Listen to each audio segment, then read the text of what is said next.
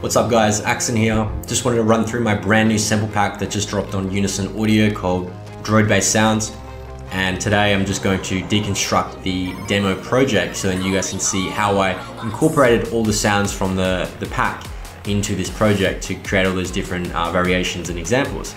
So the reason why I made this pack first off is because it's based off of my Droid Bass EP that came out on Circus Records a few months ago and was supported by a lot of international artists, and I wanted to make sure that that same sound that I incorporated into the EP as well as all my future tracks were available for everybody to use, so all the sounds and the samples. So then the Droid Bass sound could grow itself. So I really want this thing to take off. So this entire pack has everything that I ever used.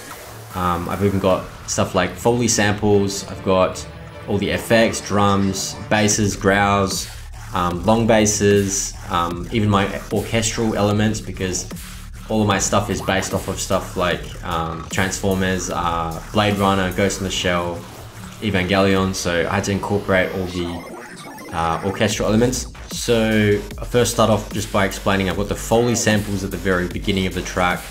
That is literally just me scratching balloons and throwing rocks and recording them as Foley samples, and then I've retextured and rewarped them. So I've put the raw loops or all different kinds of stuff like that I've found around my house. I've recorded that, put that into the sample packs, and you guys can play with those and resample them to make them sound more glitchy. So examples here, I've got the same sounds that are in the pack and I've just merged them together and rewarped them.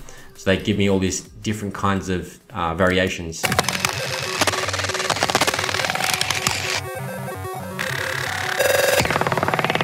And then when you put them together like that, laid out, really gives this this gelled kind of intro that I do this in all of my tracks. You may notice I have this really elaborate intro that has all these small elements that are going on that are, it sounds almost as if a robot is coming to life. And I do that every track just to make sure that I create that initial theme to the track. So I think that's a really important element when you want to tell a story, is to have all these small little details that people can notice that are happening throughout all of your tracks that kind of make it coexist as this entire story, right?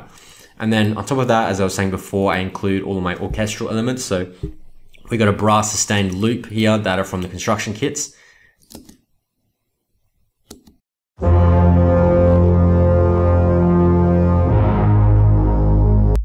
So I had that in here first, and then I brought the string one shot and the guitar one shot pluck, and I put them into MIDI and bounced them down into audio. So here they are now. So that's playing alongside with the loop. So I wrote that around the loop basically, because these weren't in the pack as loops themselves.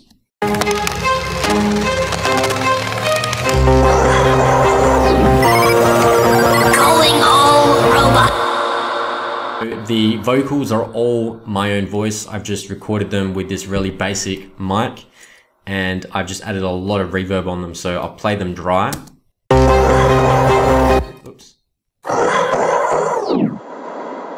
Calling all robots. Calling all robots. So the reverb is just coming from the clav vocals here, and I've also got an endless smile on the master that's being automated between all the transitions. That is giving it a sense of gelling between all the elements that are coming into this track. So it's a lot easier if you just do it that way when you've got raw samples, because then you don't have to worry about doing it manually, individually. You can kind of just put it on the bus and just automate your reverb up, or you can do it on the master as well. I tend to do both. On the builds, I've got my drums that I put into battery 4. I've got claps, I've got the laser one shots that have bounced into audio, loops, I've got atmosphere loops as well. I've got, again, the samples that are going throughout all the tracks. Here I'm just using all the construction kit parts. As you can see here, the rising layer drops and main basses. I've got the LFO synth from the synth folder. I've got the bass one shots that are on the off beats and on the on beats as well. And then I've got the growls, basses, more growls, more one shots all across here. And these parts I've just kind of Some of them are just shorten them. So some are like that. Some are actually really long, and some are just how they are. Yep. And then I've also just added a sub to all of the drops. The reason being I haven't put them into audio and loops for the pack is because I wanted to show you guys that if there's any samples ever, specifically in this pack, that you feel are missing a bit of low end, a bit of sub, you can easily add your own sub. All you need to do is just get Serum or whatever VST plugin you want to use, and just use a basic sine wave, bit of overdrive, bit of compression, Sausage Fattener as well, and a bit of EQ just to gel it together with whatever sound it's corresponding with. And all you need to do is just write the same corresponding notes that line up with whatever sound's playing at the same time to layer it, right? That's all you need to do. You don't need to worry about the LFO shape or anything like that. So I've kept that out just to show you guys. And hi-hat loops I've just used throughout the entire demo track. I've got on all the drops except the drum and bass drop that is just using a drum and bass break. I've got more orchestral elements throughout all the breaks. Again, using the orchestral one-shots. I like to use a lot of guitar in my breakdowns, a lot of organic, real sounding guitar. So I thought I'd incorporate that into the drop right here as well to fill things out. So you got that guitar, the bass guitar that's filling it out, and all those bass one-shots as well, the long basses as well. A lot of these basses have just been built so then they can easily fit into any situation, and you can basically make maybe like 30 different tracks out of just the basses and one-shots alone. And I've tested that myself, so it's really easy to do. Made sure they were very very easy and very useful in any kind of situation. So I've got more of the Foley samples here to give it that glitchy sound. All I've done is I've just gotten a certain segment, right?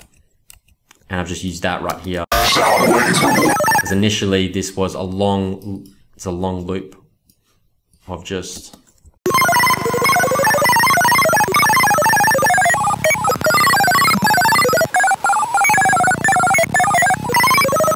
So I've just cut it down to the part that I found was most interesting. It sounds like it's a robot is calling or, you know, using a computer or something crazy like that.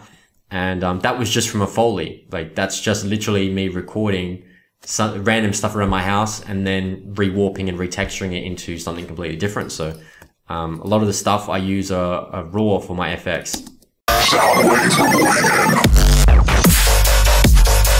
So here I'm using kick 2, I believe, and I'm using still the same snare, just got a stronger fade on it.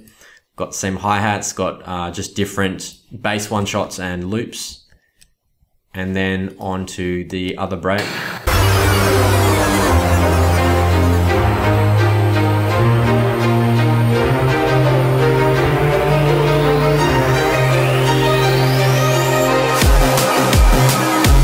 So everything here is really gelled well together because I've got that Endless Smile plugin on my synth bus and on my master. So when I want to make really aggressive kind of transitions like that, really obvious transitions as well, is by just automating the intensity on this, because it adds reverb, it adds delay, it adds I think it adds chorus as well, depending on the intensity and depending on the type of setting you have. So there's different intensity settings. And then of course I've glued it together and adding a glue compressor after that as well.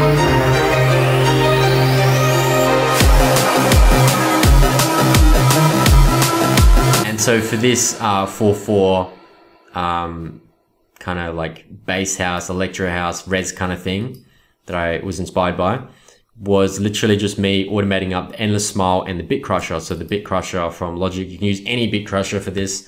I'm just literally automating the downsampling. So it starts off really downsampled, and then it's as we go, it's as you can see, it's getting less downsampled until it's back to the original signal.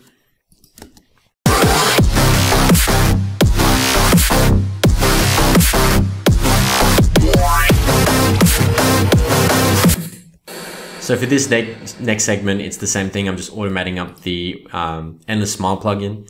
And also, the only difference is that I have a difference in BPM. So as you can see here, I've actually automated the BPM. So you can see about here for that 4/4 track, it was just 84 BPM. For all the tracks that were 150, and this final drum and bass track is 87. So that's, you know, halftime 174 BPM, which is, you know, standardized drum and bass.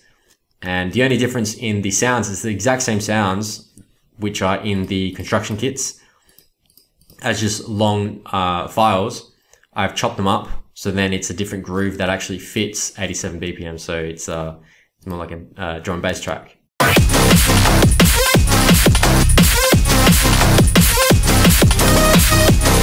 So the thing is that I'll just show you. I'll mute these so you can hear.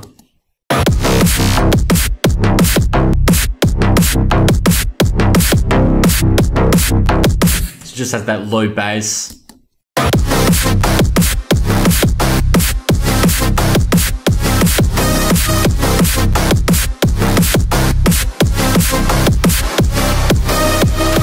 Now these loops in the actual ARP, the construction kit segment, you could easily just chop out the single notes and then put it into a sampler if you want to, and just change the notes there, or you could do it manually depending on what DAW you're using.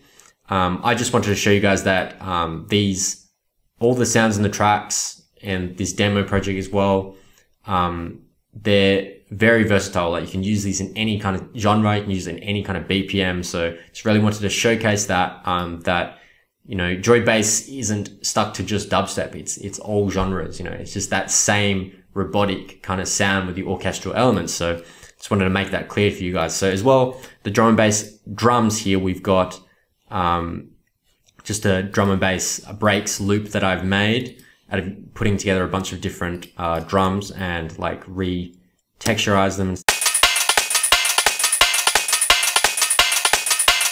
A lot of hi-hats and stuff like that, all playing at the same time. And then we've got this synth hit that gels really nicely with this ARP, surprisingly.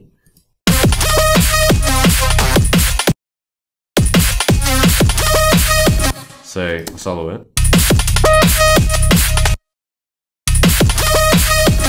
So it goes really well together with that. And then we've got, on top of that, we've got that 4/4 kind of like bass hit. Because we had it here in the 4/4 section. So that was the only difference there. Okay, so that is all of that. And then to finish off the track, again, we just had, you know, FX going in and out, and we had the vocals.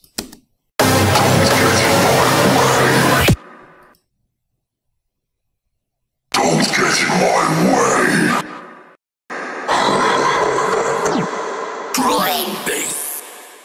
So there you have it, guys. That is exactly what's in the pack. All these different sounds, and I hope that was really useful for you guys to get insight of what this pack was all about and how you can use it for your own tracks.